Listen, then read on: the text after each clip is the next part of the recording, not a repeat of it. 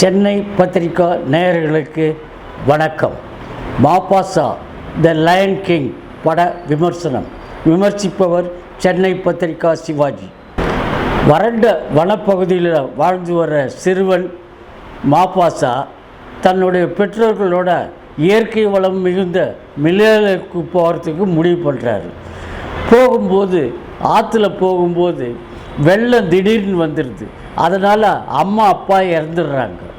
அதனால் மாபாசா பக்கத்தில் இருக்கிற சிங்கக்கூட்ட ராஜா கிட்ட போகிறார். அவர் ஏற்க மறுக்கிறார். இருந்தாலும் அவரோட மகனும் மனைவியும் மாபாசாவை அரவணைக்கிறாங்க.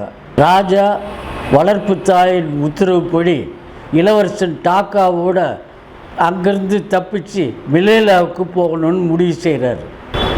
மிலேலா பயணத்தின் சாகசங்களுடன் கொலைவெறி பிடிச்ச சிங்க கூட்டங்களை வீழ்த்தி மிலேலாவுக்கு எப்படி ராஜா ஆனார், சகோதரனாக இருந்த டாக்கா மாபாசாவோட ஏன் எதிரி ஆனார் அப்படின்லாம் சொல்கிறது தான் படத்தோட மீதி கதை.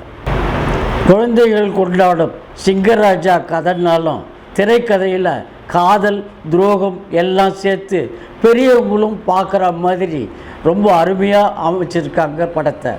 படத்தின் ஆரம்ப ஆற்று வெள்ள காட்சி, கடைசியில் வர்ற சண்டை காட்சி எல்லாமே கிராஃபிக் காட்சிகள்.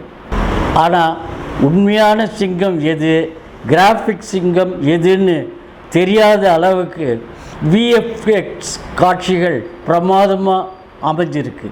படத்தில் குரல் கொடுத்துருக்கும் நடிகர்கள் எல்லாருமே பாராட்டப்பட வேண்டியவர்கள்.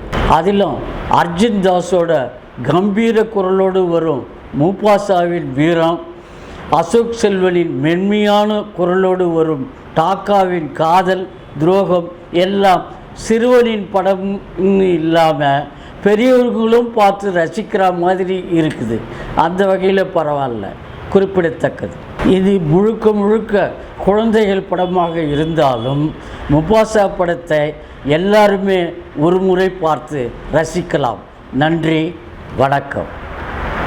சென்னை பத்திரிகா டிவி நேயர்களுக்கு வணக்கம். லைக் பண்ணுங்கள், ஷேர் பண்ணுங்கள், சப்ஸ்கிரைப் பண்ணுங்கள். மறக்காமல் பெல் பட்டன் ப்ரெஸ் பண்ணுங்கள். அப்போ தான் நாங்கள் போடுற வீடியோ உடனுக்குடனே உங்களுக்கு ரீச் ஆகும்.